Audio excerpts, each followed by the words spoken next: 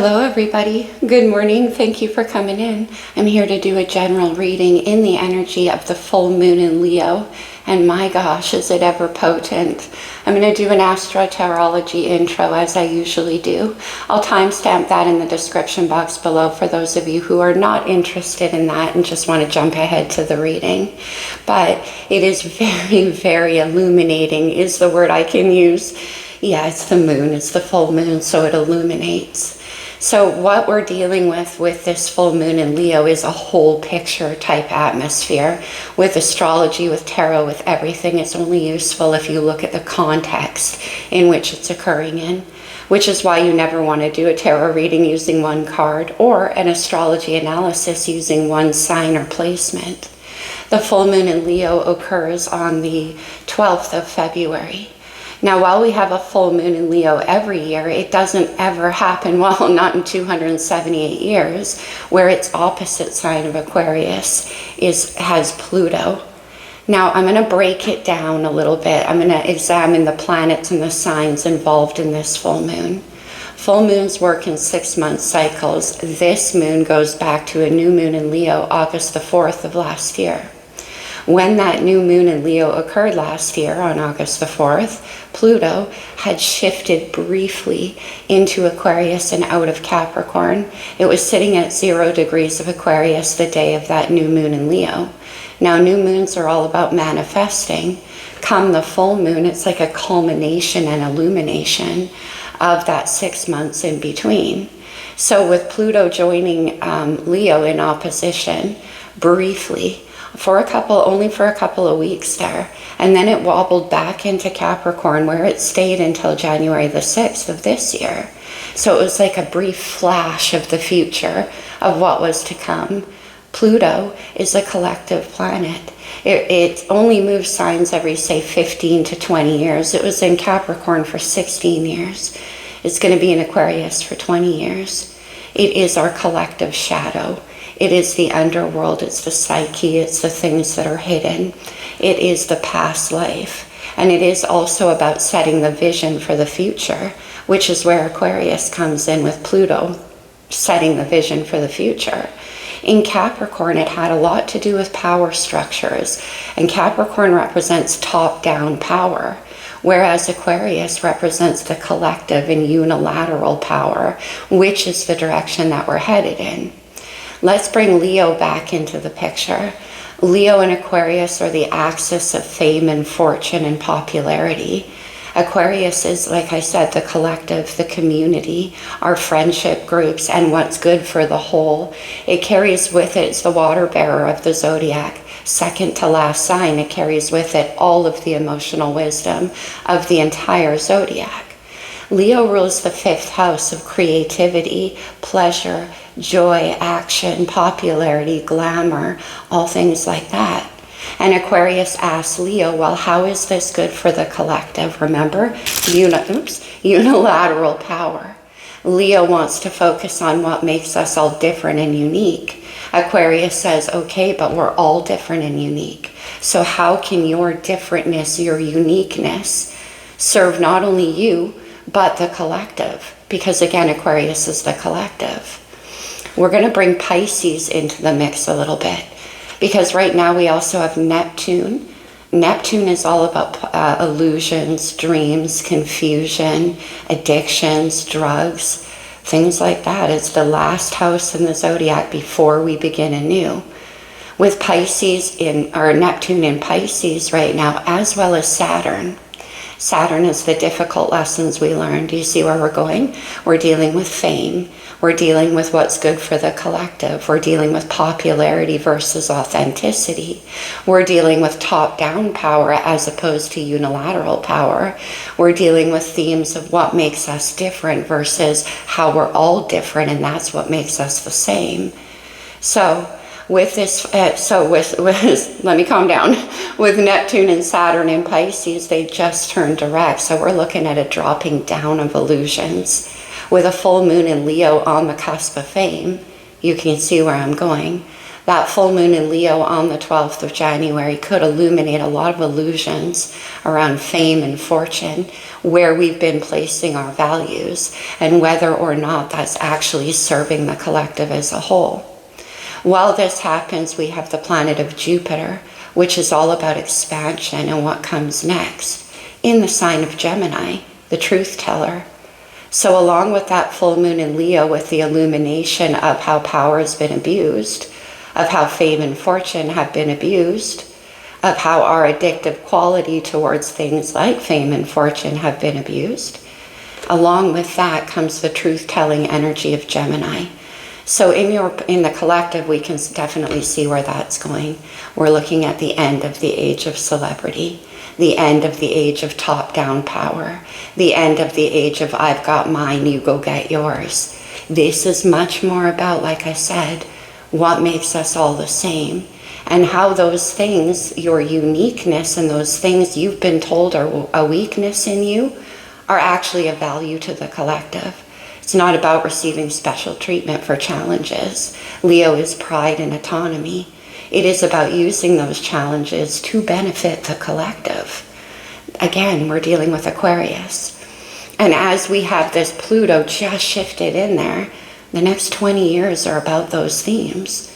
And we are about to begin, again, with Aries energy. Neptune's going to move there. Saturn's going to move there. Right now we have the North Node in Pisces as well. Our collective path, our destiny, and our future. Pisces, again, is all about the things that are illusionary, the things that we kind of invest our emotions in, even though they're wispy. They have no substance to them. I'm going to get into the collective reading now. Oh, how this could affect in your personal life is similar. Areas of life where maybe you were putting admiration, maybe somebody in your life that you were holding up on a certain level of fame in your world. Leo is the sun. It shines its bright, warm energy on anything that it finds affection for or passion for. So that could have been a person in your life. And maybe the illusions around that are dropping away right now. Could be to do with the self. And like I said, all those things you thought were holding you down are actually your strength. And they can benefit the collective if we take the focus off the self. This is what makes me different. This is what makes me unique. This is my challenge, my addictions, my difficulties, what I've been through, my heart hurt. No, we all have. Where is it in the collective? And why is that now your gift to give? Leo and Aquarius are about leadership. So stepping into authentic leadership, not fame, not celebrity. All right, my friends, let's get into the collective reading. It's for anybody, any sign. It's still a general reading, so not everything I say will apply to you the way that I say it. Just take what does as it does, if it does. As we move towards that shift with Aries, we do not want to be bringing false things with us. Illusions, structures that were built to fall, places where we've been putting our heart where it's not authentic, where our heart doesn't belong.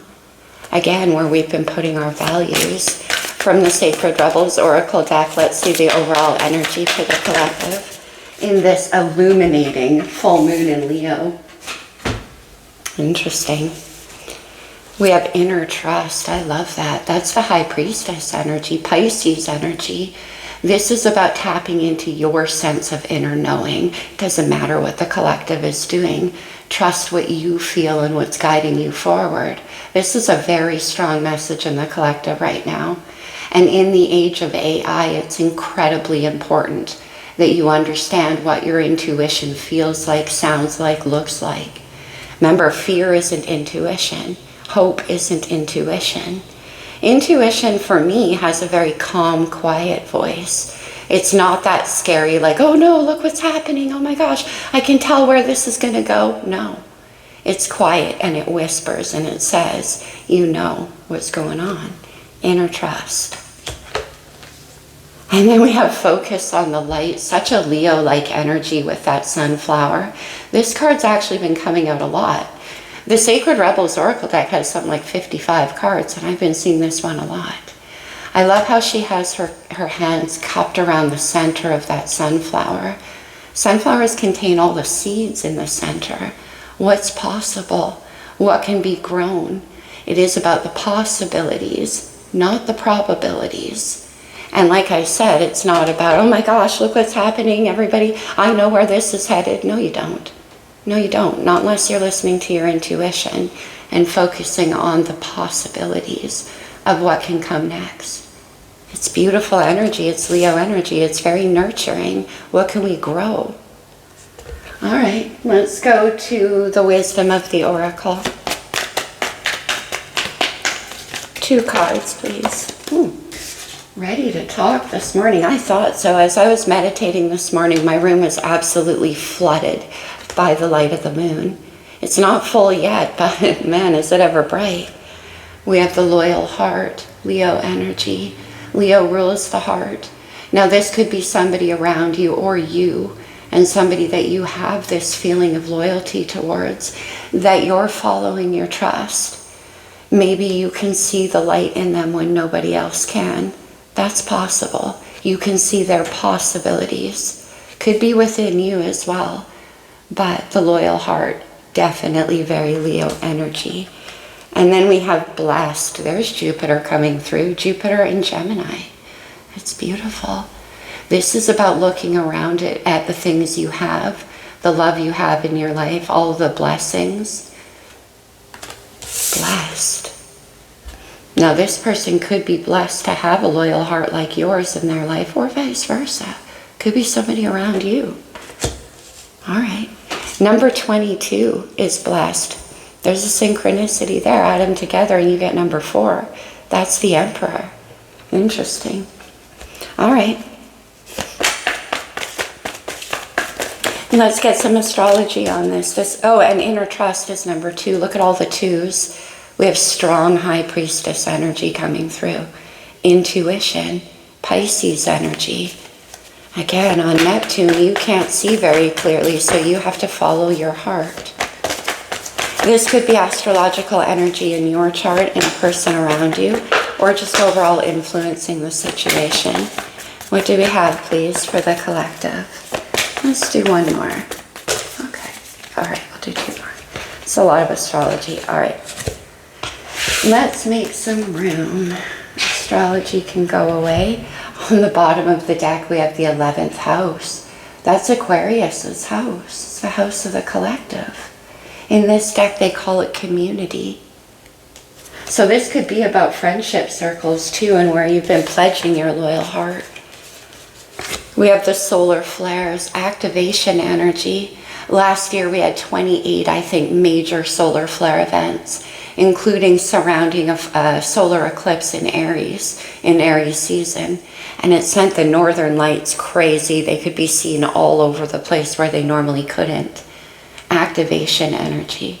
Something was being activated. Okay? And then we have the first house, Aries house, the house of the arrival. So let's go back to Aries season, because we have Aries house and the solar flares, which occurred a lot in that season. Something could have sparked up around that time. But also the first house is the arrival of the new. And like I said, we don't want to carry our delusions with us into the next chapter. And there is a very good astrological basis for that, which I'll go into in a future video. We have Venus. Right now we have Venus in Aries. I did divine masculine and feminine readings around that energy. Venus is love and what we love, but most of all, what we value, where we've been placing our values. Is there substance to the beauty? Is there substance, Venus's entertainment, to the entertainment? Because if not, it doesn't belong in the community. That's why we saw the 11th house. And then we have the descendant, or the invitation. The descendant is the opposite sign of your rising sign, which lives in the first house. We have that here.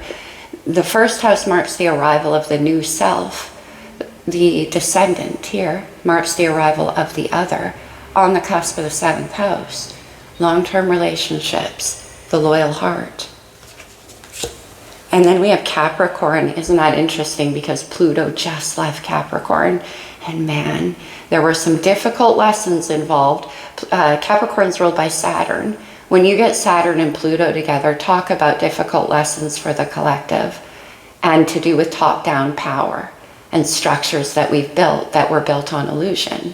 Capricorn is an earth sign. You could be dealing with a Capricorn. And we have this invitation.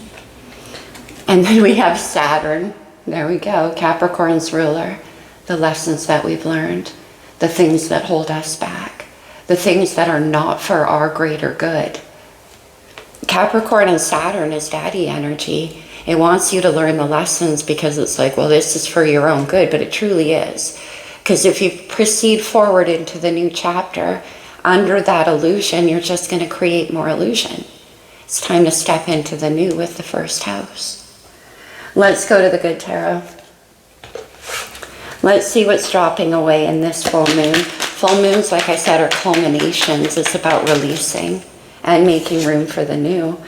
Wow. Illusions. With the Tower, this is Scorpio and Aquarius energy. Sudden change.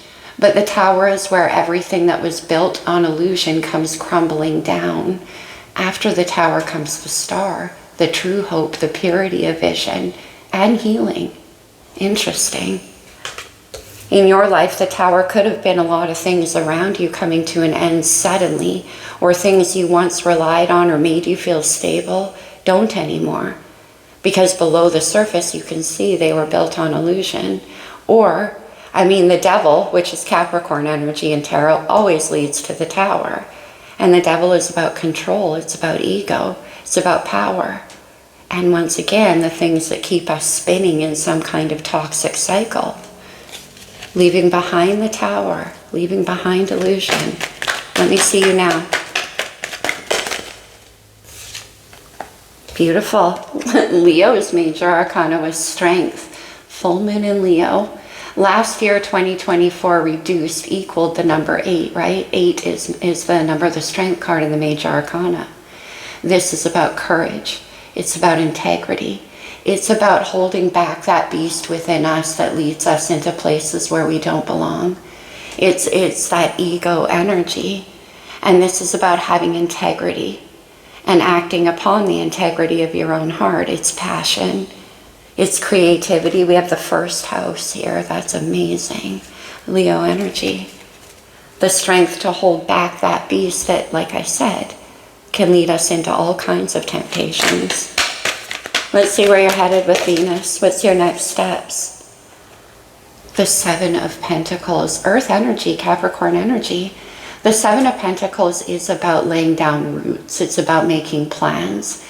Again, it's about looking at the time, the energy, the investment, the loyal heart that you've put into a situation and deciding if it's yielding what you want it to.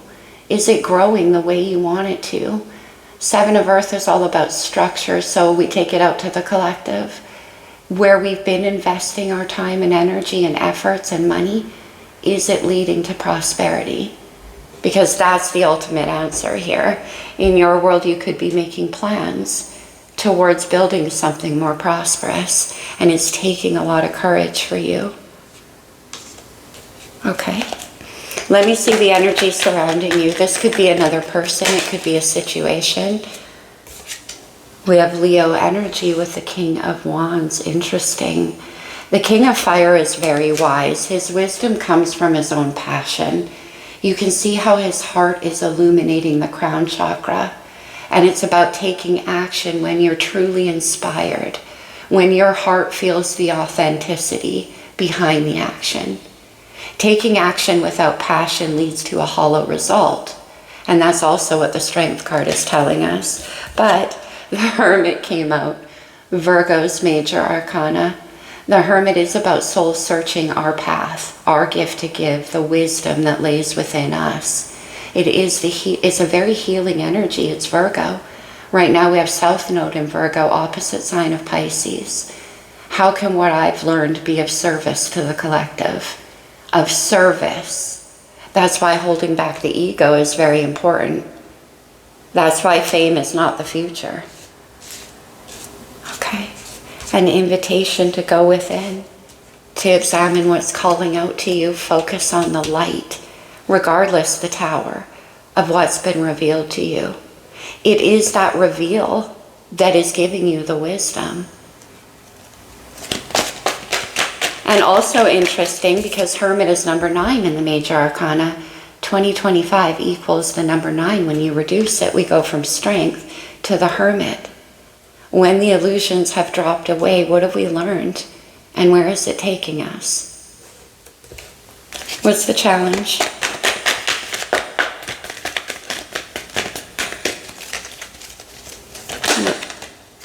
Aha, look who it is.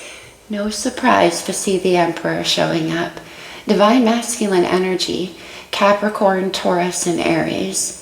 Now the Emperor can be an energy of control, of needing to be in control, of needing to create things designed the way you want them to be. But it's also divine masculine energy here.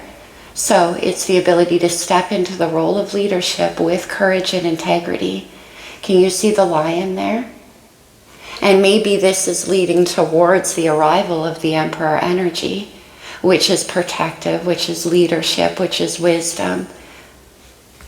Interesting, coming in with Capricorn. Let's see a potential outcome. I like how in the Strength card, she's taming that lion. And then we have the full lion there in his royal colors in the challenge. Okay. Interesting. We have the 4 of Pentacles, or more earth energy. Strong earth coming through. We do in the collective right now. But this is an energy of feeling insecure, of feeling stuck. Like I better stay where I am because things are a little unsteady with the Tower. It's holding back. It's very self-protective. And the Emperor is number 4, remember, so he rules over all of the 4s, the 4 of Pentacles, keeping your gifts inside, self-protecting. And on the bottom of the deck, I see the High Priestess. How did we know she was coming through? Number 2. And I like how the High Priestess is number 2, the Emperor is number 4. So following your true heart and your trust in yourself is going to be the answer here. Yeah, underneath I see the world. Look at that. This is the world at large, the whole wide world, but it's also about completing cycles. And the world is completing a cycle right now. You could be in your own personal life. The world is all of the 5th signs, Leo and Aquarius, Scorpio and Taurus. High Priestess hovering on the bottom of the deck, guiding this. More important than ever, inner trust and focus on the light. The light's within. That's what the Hermit knows. Let's go to the Light Seer. Seems appropriate. Let me see the Tower and what you're leaving behind. Illusions. Things built on false structures. Yeah, look at this. The 6 of Wands. Ego. Fame. Fortune. Look at her up on the stage. She's like, look at me, everybody. The Tower. Because false idols. 6 of Wands can be a false idol, and we have a taming of the beast within us that needed that. Whether that's you personally or in the collective. We can't continue to act as if the energy we embody doesn't affect the collective. That's why the Strength card is so important. Along with that, we have the 4 of Wands, parties. Look at this. And the 4 and the 6 put together is the 10 of Wands. It's burden. It's the end of a cycle, the Tower. No more. No more. Now this could have been in your career. It could have been in your workplace. It could have been in your friendship group. It could be people. It could be celebrity at large. Absolutely. The Tower.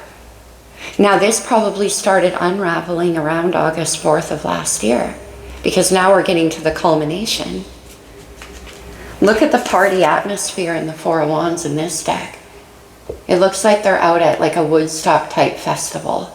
No worries, everything is about sex and fun and freedom and joy and pleasure. Tower, because no it isn't. That's why the Strength card comes in here now. Let me see Strength. Yeah. Interesting. The Seven of Wands. The Seven of Wands, look at her in her energetic bubble there, in her yogic position. Well, all of this energy is flying at her. She's like, no, I won't be seduced by it anymore. I won't be pulled into the collective think, the group think. That is certainly what this is. She's in that bubble. She created it energetically. And with the Strength card, it's about holding all of that at bay and saying, I want authenticity. That's what the Strength card's all about. Let me see the Seven of Wands. No more. All those fiery wands trying to penetrate the peace. And she's like, no, it's the High Priestess. No, listen to what's guiding you. What truth is there? Now, these could be people around you with this Seven of Wands, friends, old associates, ex-boyfriends, ex-girlfriends, whatever, that are trying to pull you out of that energetic bubble. And this is you saying, no, I trust where I'm being guided, and I will hold back, even if it means separating myself from the groupthink, Leo energy, leadership. All right, where are you headed here with the Seven of Earth? These are the plans, and we have Venus involved, so it's coming from your authentic heart. Okay, we had 4 come out, and I'll do them really quick. The King of Pentacles, there's Earth energy, Taurus, Virgo, Capricorn. The King of Pentacles and the 7 does not waste time or energy or effort or investment into anything that's not going to be solid and supportive and nurturing and growth-inducing. King of Pentacles is very mature. I call him the King of solid intention. And with the 7 of Pentacles, this can have to do with a situation you've been investing your time in. The King of Pentacles could be somebody around you. Could be you. You decide where you fit in. The 4 of Swords, yeah. Rest and recovery, integration after the Tower. We have the Tower coming down. This is the end of a cycle of heartbreak. Swords are our thoughts. It's what goes through our mind. And this is integrating all of the lessons learned through Saturn, through Capricorn energy, over the last 16 years. Interesting, the Tower's number 16. So everything that you thought, crashing down. And here comes the wisdom gained, another number 4, the Emperor. And that's where you get in touch with your intuition. Leonard Cohen, who is a Virgo, I will quote, and he says, there's a crack in everything. That's how the light gets in. The Tower to the Star. The 10 of Swords, yeah. The end of a very long and difficult cycle of learning in your life. Based on that 4 of Wands, 6 of Wands. And then we have the 8 of Cups. I love it. Number 8, just like the Strength card, the 8 of Cups is my emotional pilgrimage card. It is about having the courage to walk away from illusion or things that never reach the fullness of the 10 of Cups. You can see how there's a little fire on the beach behind her in that cup right down there. A tiny bit of illumination, a tiny bit of warmth, walking straight into the sun, the source, Leo energy, on the belief that there is something more. Now, you could have tried to walk away from a situation in the past, and it pulled you back in. Let's have one more for that 8 of Cups, please. Look what it is. It's the star, the truth, the purity of vision, and the hope. I love how in the Light Seer, it's one of my favorite star cards, because she has a cord, an energy cord attached up there to the star, and she's pulling it down into her heart. Healing, wisdom, guidance for the collective. Could be within you with that 4 of Swords. And then we have the 6 of Cups. Amazing. Scorpio energy. The 6 of Cups has to do with our past. Now this could be somebody from your past, like I said, that tried to walk away, that now wants to come in and put the King of Good Intention, some energy and investment into this situation. This could be an energetic return, which is usually how I look at the 6 of Cups, back to a place of pure love. The 6 of Cups is a time before any 10 of Swords, before any 3 of Swords. There could even be, for some of you, a past life component at play here. But it's an energetic return to a time and a place when true love was a thing. The belief in it. See, look at this. The Six of Cups and the Star. And that's what you're headed towards, the Eight of Cups. Amazing. So, the Hermit in the energy surrounding you. This is the wisdom you've gained. Let's get one. I love it. The light within, you guys. Man. The Ace of Wands, fire energy. The Ace of Wands is passion, it's inspiration, it's the heart starter, but it's illumination.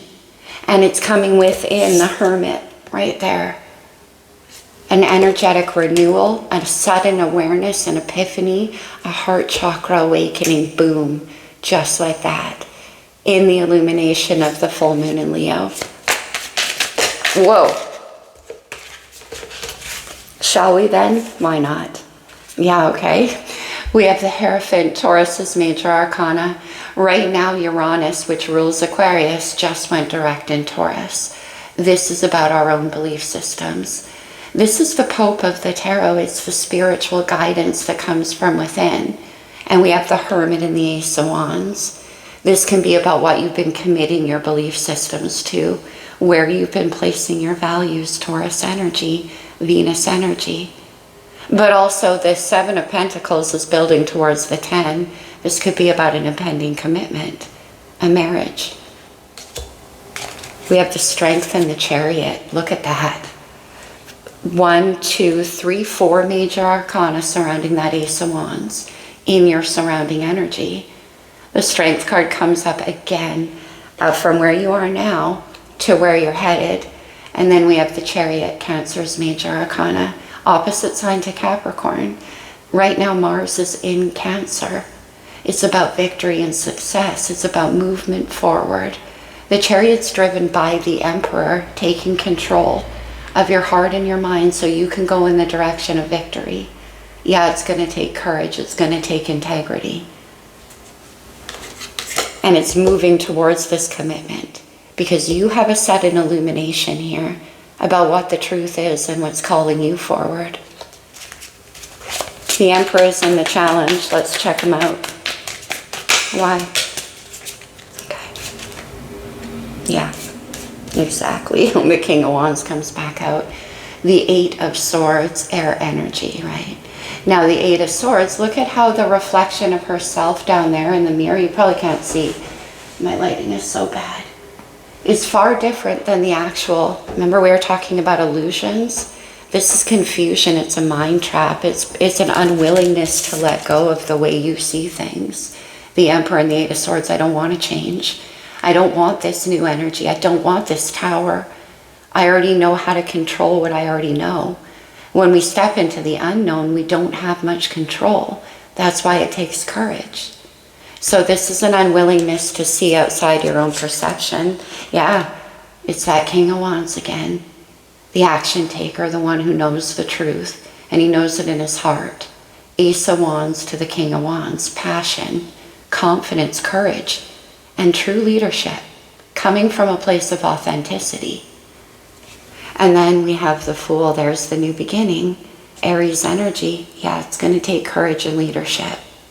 But there is a brand new path calling to you. We have the first house, right? Okay. Now with the King of Wands and the Emperor coming up in the challenge, you could be afraid of looking like a fool because you're entering into a whole new path here. One more on the King of Wands. Yeah. We have the Seven of Swords, Aquarius energy. Look how this guy is operating underneath the full moon. Isn't that interesting? And the crows here are the only ones who know what his plan is. He's making plans. He's keeping them to himself. He's operating below the surface. 7 Pentacles, 7 Swords. And 7 to the 8 of Swords to the Emperor. What is that? Now the 7 of Swords can be stories we tell ourselves. It can be misleading our own mind. Now the 7 and the 3 of Swords is the 10, which we see right here. We have Justice, Libra's major arcana. Interesting, right? Karmic justice. Balance being restored in the world. In your world, in the world at large. What's right is right.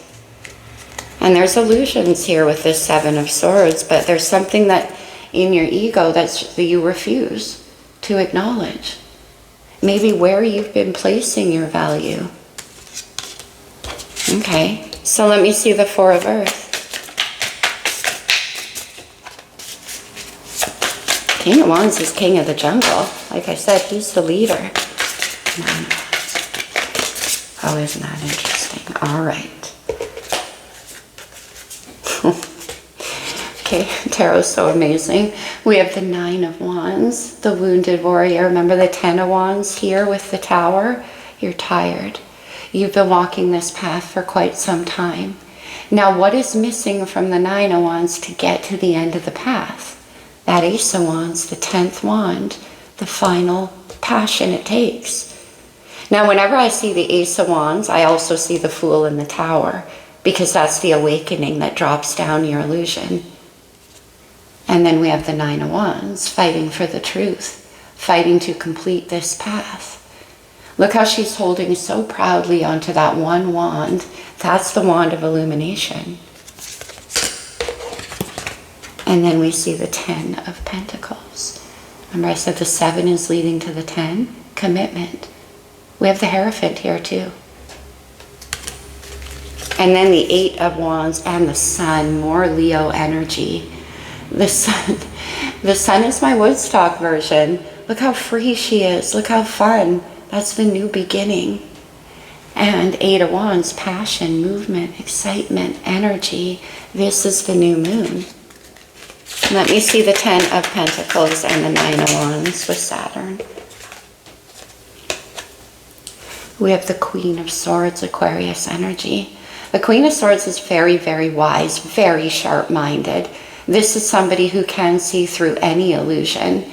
And it comes from a place of understanding heartbreak. It's interesting because in the beginning I opened up by saying that Aquarius is the water bearer, which a lot of people think means water sign. It's not, it's an air sign.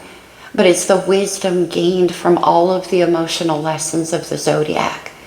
It is the container for that wisdom, which is why Aquarius gets the wrong reputation of being emotionally remote. Not, just emotionally very, very wise and understanding the truth behind feelings. The Queen of Swords can see through the illusion and makes decisions based with that wisdom. Let's have one more. It's coming in with Saturn. What have you learned? Yeah, what have you learned? The Ace of Swords, the truth, the clarity. And then we have the Fool. That's what sets you free. The truth, the Queen of Swords. Accepting what you know. Whether that is in the society, we have Saturn, we have Pluto, we have tons of societal energy here. Seeing the truth behind the illusion. We have the High Priestess and the inner trust showing up all over the place. That's what's guiding you. And the Fool is the new beginning, which you cannot take a leap of faith with a beginner's mind when you still have this 8 of Swords going on, right? That weighs you down. It actually closes the mind. This requires an open mind, despite what you know. Let me see the Queen of Swords. The 2 of Pentacles. We see the Fool again, holding back. Yeah, the Fool won't leave. Just wants to keep on coming out. The 2 of Pentacles reminds me of that possibility over the probability. These are the new energies to play with. This is what we can create going forward. Especially when I see the Fool and then Justice again. The right thing, karmic balance being restored. Queen of Swords has learned the lessons, did the work of Saturn over the past 16 years. And here comes the new beginning that you've been waiting for. One more with the Fool.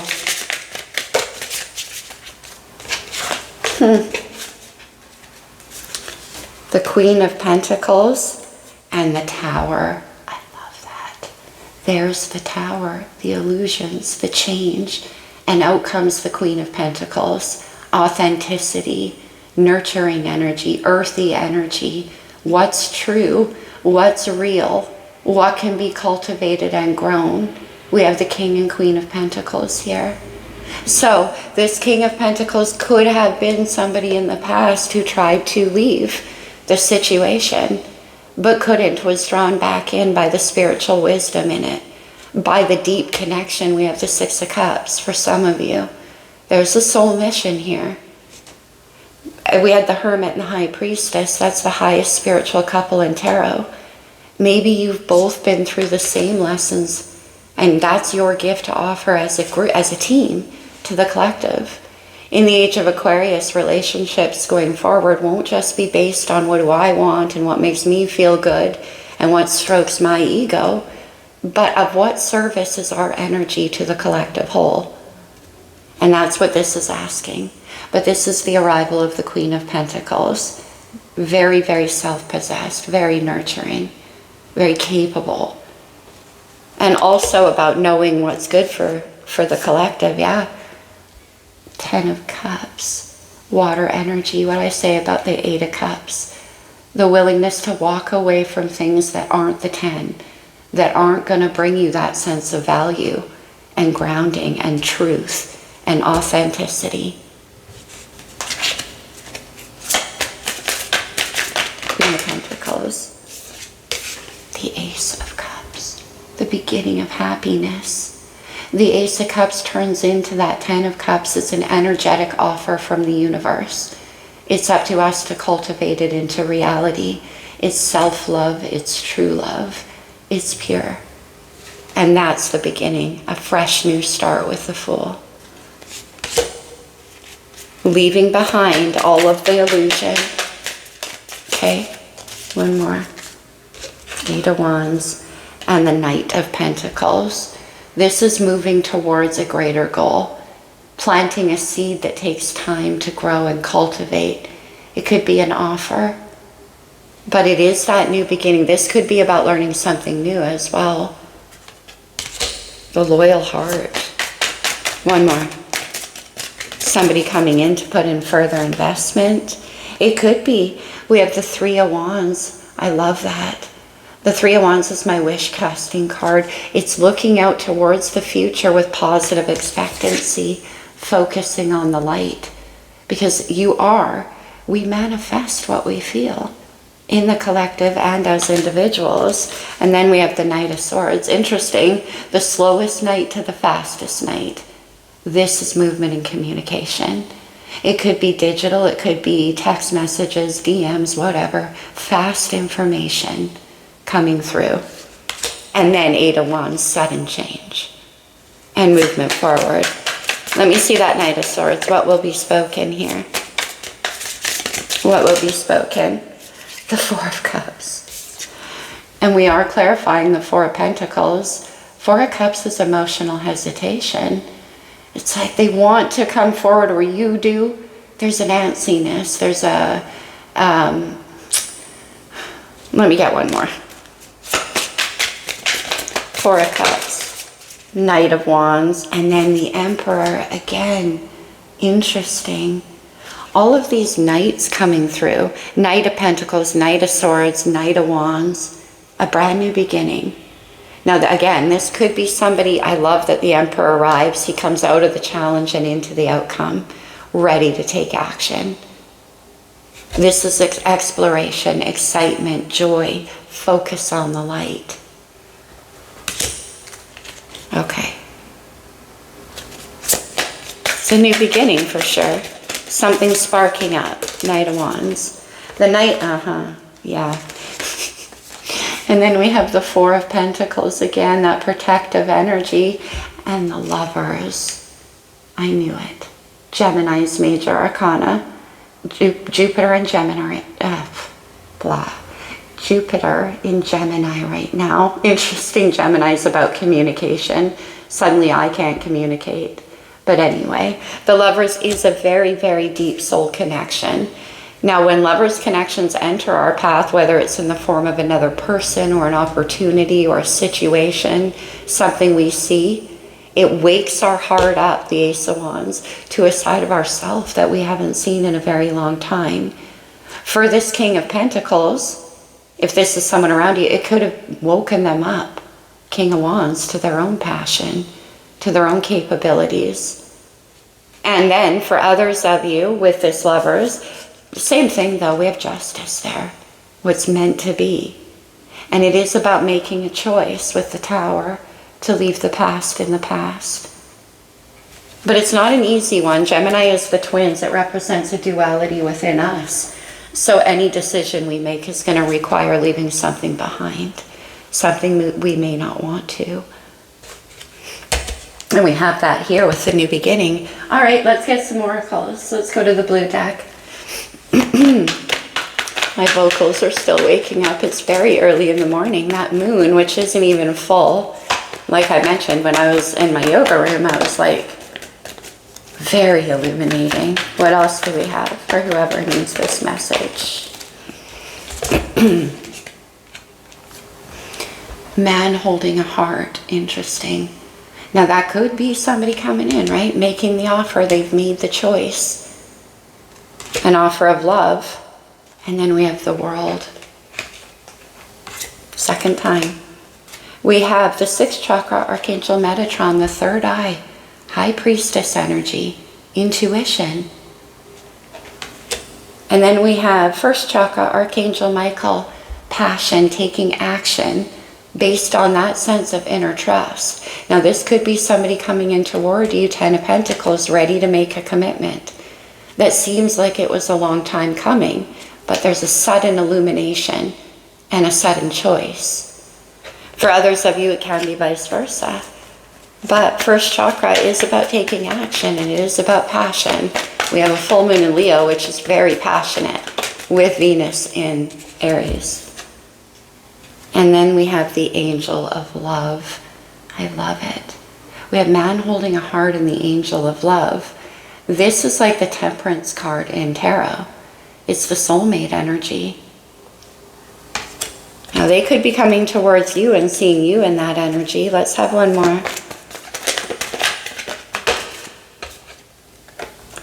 Hostilities. Remember I mentioned that 7 of Wands? Now that could be external. That could be in the world. We had the World card twice, right?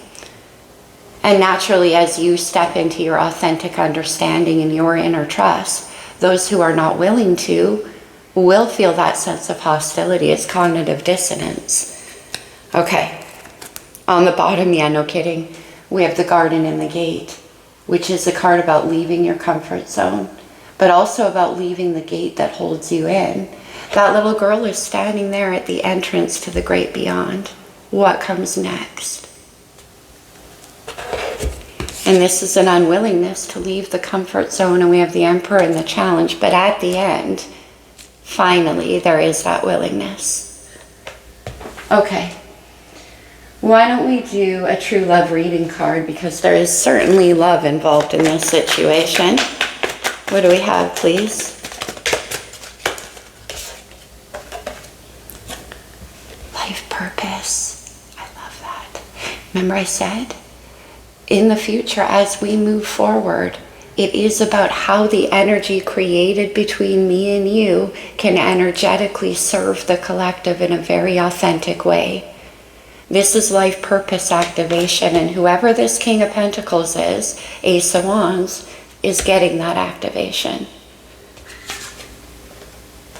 The Rainbow Reviver. Beautiful. Did I put the 10 of Cups back? I did. They're sliding on that rainbow in the 10 of Cups. But anyway, coming back to life. Remember I said the Ace of Wands is the heart starter? The Rainbow Reviver. And the renewal of hope and focus on the light, right? Yeah, no joke. On the bottom, we have spiritual maturity. Lessons learned. And that is through Saturn, which we see up here. Very interesting. That's the arrival of the Emperor, spiritual maturity. And there's been a lot of soul searching with the Hermit. Somebody's being called to their true purpose here. I think you both are. Let's get you some talisman. Consider these to be like power words you can take away from the reading with you, if they resonate, of course. Much like the whole reading. Amazing. One more. Wow. Oh, come on. Learn the truth. And the Seven of Swords is in the challenge. Okay. Calm down. First of all, we have concealment. Remember the Seven of Swords in the challenge operating under the moon? What's being hidden? Learn the truth about what's being hidden. Learn the truth. Queen of Swords. And then rebirth, death and rebirth. Pluto energy. Pluto at 2 degrees of Aquarius right now. And then we have finding love. Look at these 2 seahorses. Seahorses mate for life. And it's equal distribution of power among them. Let's have one more. But some kind of truth or illumination that brought in the Tower. Okay. Intuition and passion. That's basically this whole reading with Pisces and Leo at large right now in the collective. Let's do a moon card because we are dealing with a full moon. If I have them out, which I thought I did. Let me just quickly, yes I do. Oh, interesting, I'm grabbing it on the bottom of the deck. We have new moon in Leo, shine. New moon in Leo, August the 4th of last year, when Pluto was briefly visiting Aquarius to give us a little flash of what the future would hold. And maybe that's what that was back here. Full moon in Gemini, embrace the flow of life. Right? The Emperor is being very self-protective here. And then we have full moon in Aquarius. Be real. Authenticity. One more. The beauty of authenticity. Last quarter moon in Cancer. Take a breather. There was that 4 of Swords and the Tower. Because the integration of the lessons that have been learned through heartbreak is very important before you proceed forward. All right, let's close this reading off with a couple of cards from the Lover's Oracle. These can definitely come out as advice, which is not the way I operate, so certainly take them only if they apply to you. What do we have? Reflection. Give each other some space at the moment. We have the 4 of Swords and the Hermit, so a silence in this connection, but we do have the loyal heart. Trust and have faith that all will work out for the best. Inner trust. When it comes to matters of the heart, there is no right or wrong. Every choice you make expands your understanding of life and love. That's Jupiter energy, but also the Hermit. There is no right or wrong. Every choice you make expands your understanding. Let's do one more. And then soulmate. Your soulmate is already with you in spirit. Believe this and they will manifest physically. Here comes the Emperor at the end. Amazing. All right, you guys. Acceptance is the key to inner peace, inner trust. At times we must accept things as they are. There is no point in trying to change that which is beyond our control. The Tower. Let go or be dragged is what I always say. All right, my friends, that's what I have for you. I hope it resonated. I hope it helped you in some way, my friends. Happy new moon or happy full moon in Leo, I'm sorry. New moon in Pisces in a couple of weeks. Namaste, guys.